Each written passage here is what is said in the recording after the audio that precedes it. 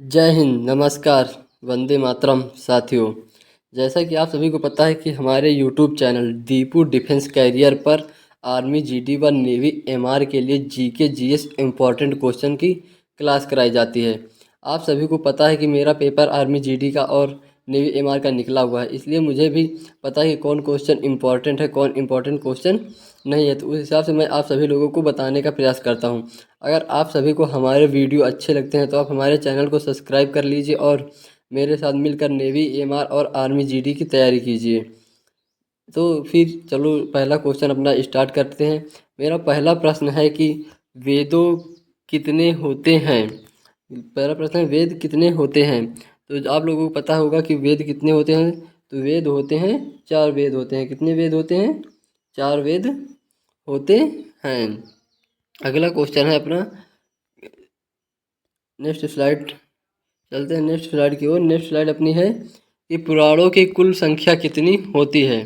तो पुराणों की कुल संख्या 14, 16, 18 या फिर 17 होती है। क्योंकि ये पुराणों की संख्या, ये क्वेश्चन इंपॉर्टेंट है। एक बार आर्मी अग्निवीर जीडी में ये क्वेश्चन आ चुका है। तो पुराणों की संख्या होती है कितनी?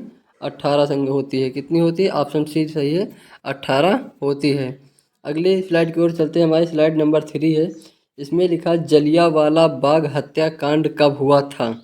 जलियांवाला बाग हत्याकांड कब हुआ था? 1918, 1919, 1925 या फिर 1920? 1720।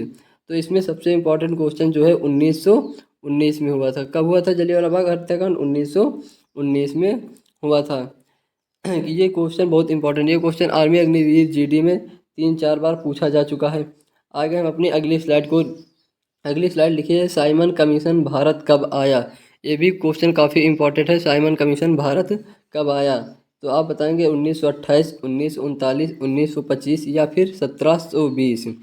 तो इसमें कौन सा ऑप्शन सही? ऑप्शन ए, बी, सी या फिर डी। तो आप सभी को बता दें कि इसका ऑप्शन नंबर ए सही है, 1928। साइमन कमीशन भारत कब आया? साइमन कमीशन भारत 1928 ईस्वी में आया। अगला हमारा पांचवा क्वेश्चन है, चौरी चौरा कांड कब हुआ। क्योंकि देखिए यह कांड, जो चौरी चौरा कांड है, ये काफ़ी फेमस कांड है जो कि हुआ था। कब हुआ था? 1922 ईस्वी में। 1922 ईस्वी, ऑप्शन नंबर सी एकदम करेक्ट आंसर है। अब आपका अगला क्वेश्चन है, कांग्रेस की स्थापना कब हुई थी। कांग्रेस की स्थापना कब हुई थी? 1930, 1857, 1885 या फिर 1888? इसमें कौन सा ऑप्शन सही है? तो इसमें ऑप्शन नंबर सी सही है। कौन सा? Option number C. कांग्रेस की स्थापना कब हुई थी? 1885 ईस्वी में कांग्रेस की स्थापना हुई थी। हमारा क्वेश्चन नंबर 7 है, सिंधु घाटी सभ्यता के लोग किसकी पूजा करते थे। ये क्वेश्चन काफ़ी इम्पोर्टेंट है। नेवी एमआर के लिए तो थोड़ा कम, लेकिन आर्मी जीडी के लिए मोस्ट इम्पॉर्टेंट क्वेश्चन है कि सिंधु घाटी सभ्यता के लोग किसकी पूजा करते थे। ये क्वेश्चन 2-3 बार पूछा जा चुका है। तो इस क्वेश्चन को आप कॉपी में लिख के एकदम रट लीजिए। तो सिंधु घाटी सभ्यता के लोग जो होते थे वो पशुपति की पूजा करते थे। किसकी पूजा करते थे? पशुपति की पूजा करते थे। अगली स्लाइड है हमारी, लिखा भारतीय रेल का जनक किसे कहा जाता है। भारतीय रेल का जनक किसे कहा जाता है? रिपन को, डलहौजी को, मियो को या फिर इरविन को? ये भी क्वेश्चन पूछा जा चुका है कि भारतीय रेल का जनक किसे कहा जाता है। तो ये क्वेश्चन का सही आंसर है बी, डलहौजी को। किसे कहा जाता है? डलहौजी को।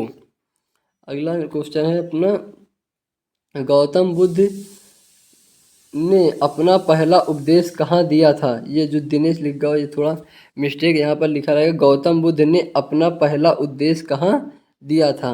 तो गौतम बुद्ध ने अपना पहला उपदेश कहाँ दिया था?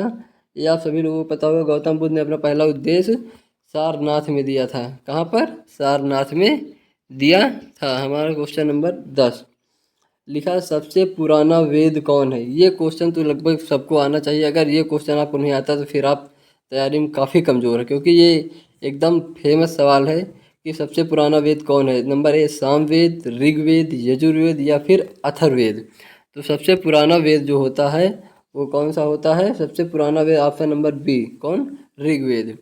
और उसके बाद ये जो होता है सामवेद, ये जो होता है ये होता है संगीत के लिए। किसके लिए होता है? संगीत के लिए सामवेद होता है। अब आप हमें एच डब्ल्यू बताना कि अथर्ववेद में क्या लिखा है। एच डब्ल्यू मतलब कमेंट बॉक्स में आप हमें या अथर्ववेद का आंसर बताना कि अथर्ववेद किससे संबंधित है।